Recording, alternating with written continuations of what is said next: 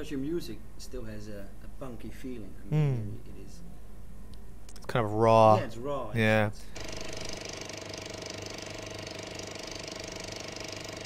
I think so. I mean, I think that's what we didn't really get very influenced by.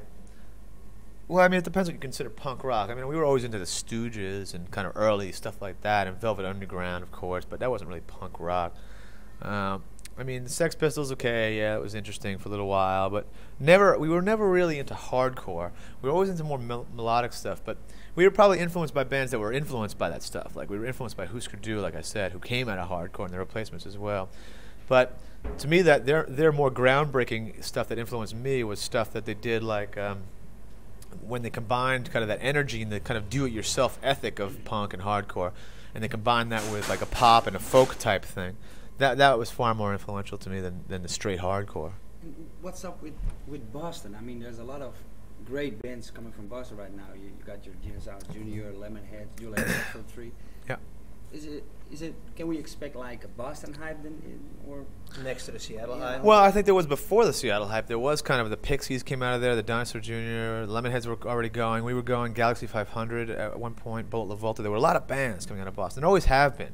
Going back to Moving Targets, Volcano Suns, Mission of Burma, the Neats. These are all bands that some of these bands they didn't really get very well known over here, but there's always been a big college thing going on in Boston. There's many schools there, and consequently there are a lot of college radio stations and a lot of kind of culture geared towards students and people of that age. So it's a great place for a band to develop. And all those bands are influences to us as well. I'm sure we kind of influenced some of the later bands. I mean, obviously not Mission of Burma, who are an older band. But I mean, I think that's basically it. I mean, it's a good area to foster this kind of band. I mean, you get played on college radio before you can get played on. Is Buffalo Tom like a real college radio band still, or you think you're? Well, not anymore. I mean, college radio has kind of moved on from us. I think college radio. I don't know. It depends. It's always changing. But when we were going, it was real alternative. It was real like there was you couldn't hear this kind of music anywhere else. Now you can. Now you can hear this kind of music on MTV in a lot of ways. So they've kind of moved on to other stuff. I mean, it depends what city you're talking. College radio is very unpredictable. Some cities play very mainstream kind of music and will still play stuff. But in like Boston, for example, there's a real commercial station that plays a lot of, it's called commercial alternative station. It kind of plays a lot of this kind of music that we play. So the college stations in Boston try to find something even more underground. So is college like the similarity which exists between like the Lemonheads and Buffalo Tom, and you got music has the same feeling to it. Yeah. Well, I think it's the fact that we're from the same generation and we're influenced by the same kind of things. We come from the same kind of past, growing up with like the Beatles and the Stones and all those other old influences, but then kind of going through punk rock and learning a lot from that. Basically the things we all learned were now is that you can kind of combine all those influences. You don't have to be one or the other. You don't have to be the Black Crowes, and you don't have to be a punk rock oi hardcore band or whatever. You can be kind of take some stuff from all of that stuff, and you can be kind of a newer sounding thing. Like at the moment, your Buffalo Tom is like totally hyped, Mm. and it says you're going to blow up this year, like getting real big. How big do you think you can get? Well, I don't know how big we can get. I mean, it's like I suppose we could get as big as any of these other bands that R.E.M.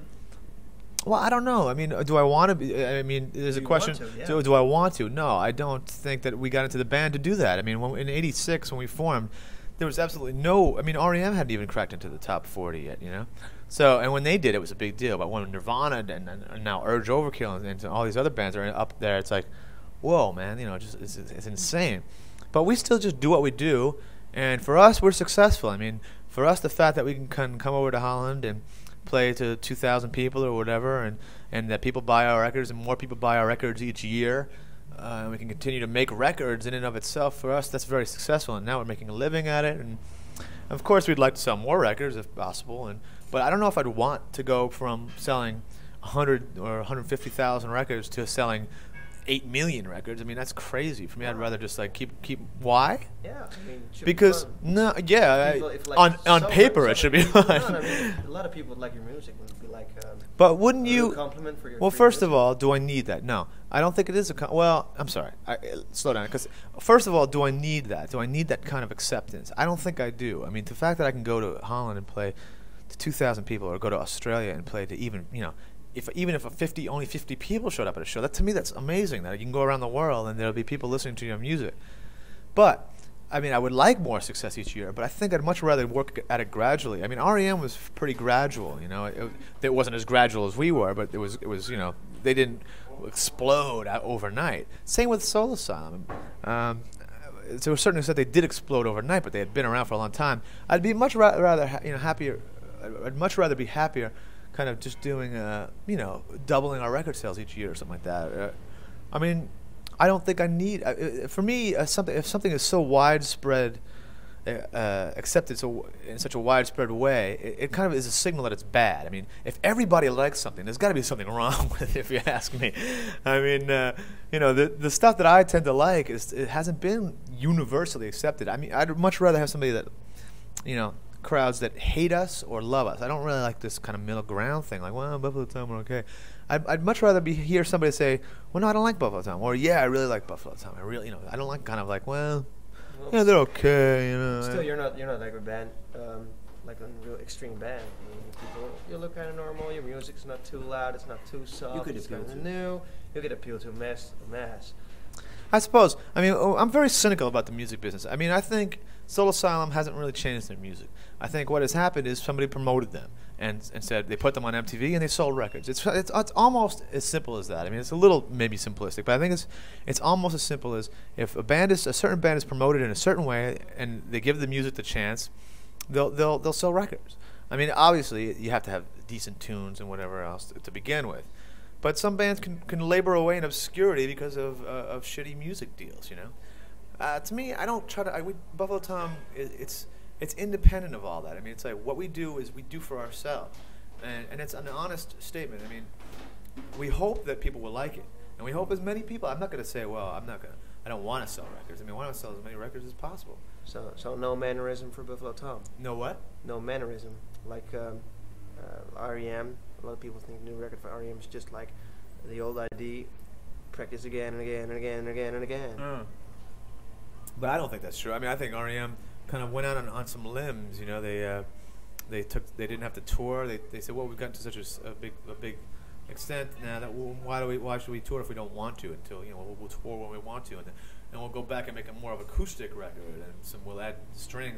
I mean, it's not huge leaps and bounds, but I mean, even like U2 for me, they're a huge band that just said, well, we'll stop, we'll take a couple of years off, and we'll do something completely different.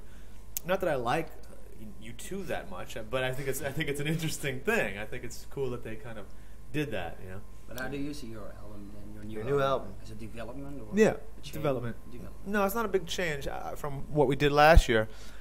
It's certainly not as much of a departure from that record to this record as much as Let Me Come Over was from like Bird Brain. There's explanations for all that kind of stuff, but I just think it's kind of another snapshot of where we are right now. I think, I don't think we look back at our other records and deny that was part of us. I mean, it's to me it's all just one. Each year you make another record, and it's all kind of portraits of where you are at that point.